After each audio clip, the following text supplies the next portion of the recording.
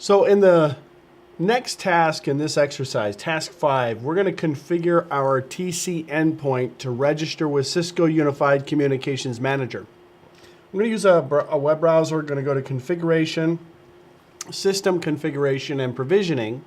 And we're going to set the mode to CUCM, and then we're going to save that.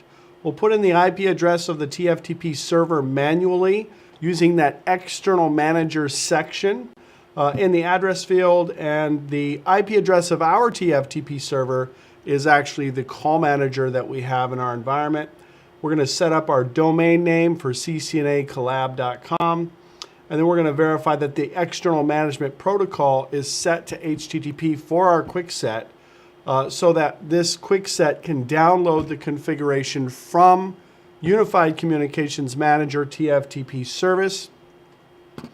And so one of the things that we want to make sure of, we know that it's probably going to be the case anyway because it is typically by default, but one of the things we want to make sure of is that the TFTP service is running on Unified Communications Manager. If our Unified Communications Manager server is in fact our call management, our TFTP management platform.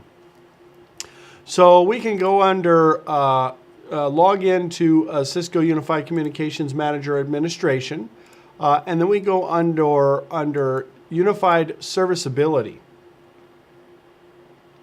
And when we go to Unified Serviceability, we have the ability to identify the services that are running. There are two types of service in this platform. We have network services and we have feature services. So here's our control center for our network services, and here's the control center for our feature services. Now, network services are essentially services that cannot be disabled. They can be restarted, but they cannot be disabled. They are services that are automatically enabled on Unified Communications Manager, and there are services that are absolutely 100% required for Unified Communications Manager to run. So we see a list of all of these services. We can identify that they're all running in this particular case. Now, if I go to feature services, let's go over to our feature services. We will see that that's a different scenario because we can actually checkbox or put a tick mark next to the feature services that I want to turn on or turn off. In fact, we would have to go under service activation to see that particular option where I can activate and deactivate individual services within Unified Communications Manager. All of our services are active in this case because we're using them for all other types of exercises and labs in this cluster, but one of the services that I'm looking for to ensure that it's active and running is our Cisco TFTP service. Very important that we have that running. So we can also check, of course, under our feature services window, select our publisher. We can also check and verify that the TFTP service is running under the control center for feature services. So if I look at Cisco TFTP, the service is started, the service is activated, and it's been up for 23 hours and 25 minutes. So we know that that is running well. We can also restart that service by selecting the service and then selecting the restart button. If for some reason we're trying to allow a device to communicate and associate to Call Manager, and it's trying to download its configuration, if for some reason that is failing, then we can kind of reactivate different services in this platform. There are a lot of other services here that are part of what we need for this quick set to work, but we're not going to get into all of those individual services. You're going to learn more about all those services when you go through the Cisco Implementing Cisco Unified Communications course. So now we verified that our TFTP service is running. The next thing that we may want to do is just ensure that we have a firmware load for this particular SX endpoint. So if I go under Device and Device Defaults, device settings. Let me show you that again. Device and device settings and device defaults. These are all of the firmware loads that are used by this cluster to associate devices to the particular cluster. We have all of the device types, the protocol that the platform is using, and the load information and what device pool it is applied to.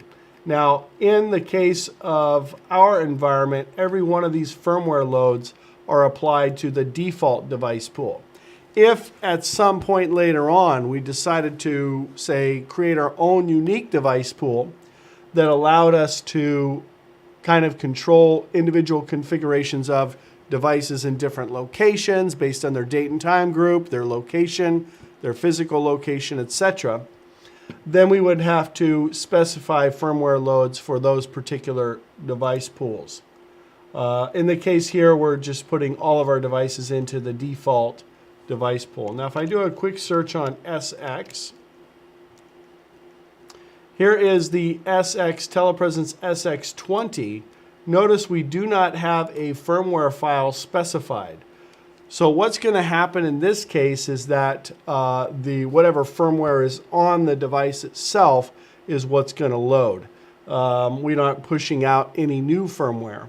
I could download the firmware for this platform, get the latest firmware, and upload it to the TFTP server through the OS administration, and then I could specify that firmware file in this field so that the next time this device registers to Unified Communication Manager, it would actually upgrade itself based on it getting its initial configuration and identifying that there's a code difference between what's on the QuickSet right now as opposed to what's being presented by Unified Communications Manager.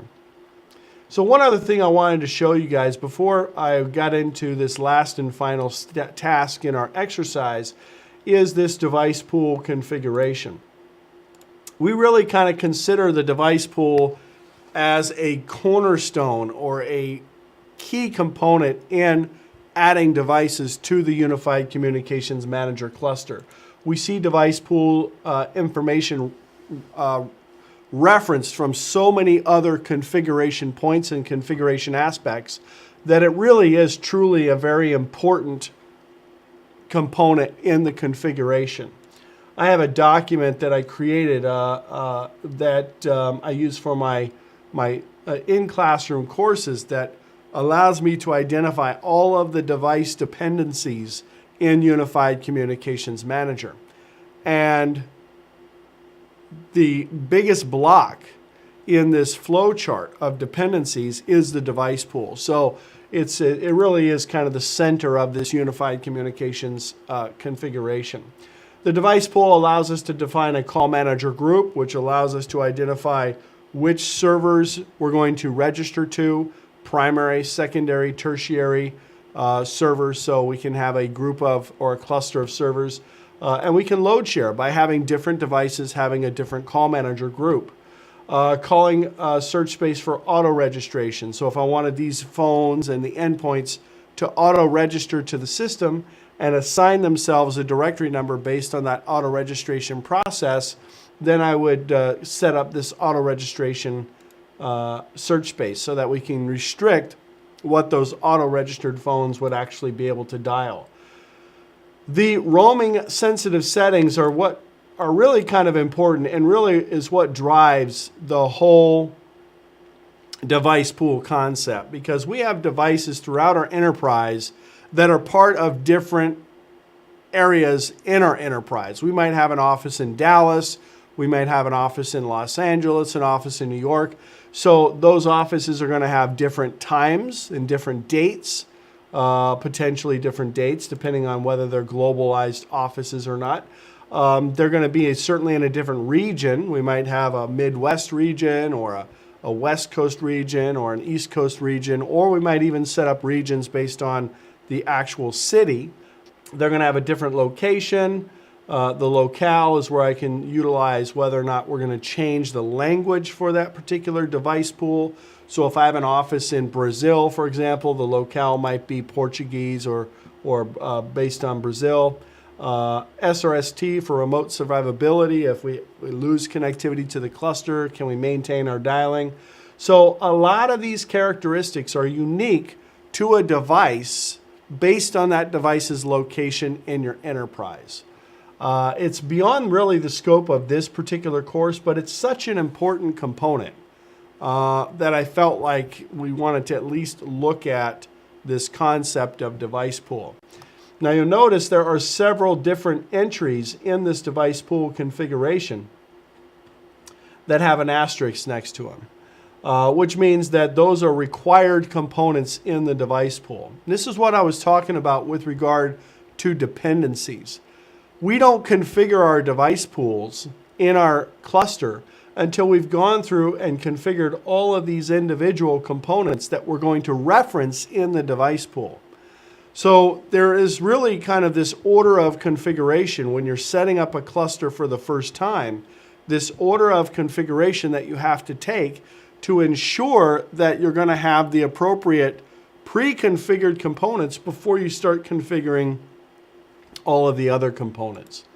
Now, all that being said, we really haven't done any configurations in this case. So out of the box, Unified Communications Manager does make a lot of assumptions in how these components are going to interact with each other.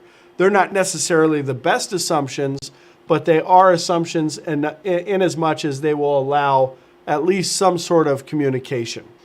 So we're not going to modify any of these settings presently. Again, that would be something that you're going to pick up and learn as part of the Cisco Unified Communications course, which is part of this CCNA collaboration course overall. So let's get back into our task here of getting this endpoint to register with Cisco Unified Communications Manager. Let's go ahead and turn on our codec. It went to sleep. And we still see our addresses 10.1.110.102. So I'm going to open up a browser, 10.1.110.102.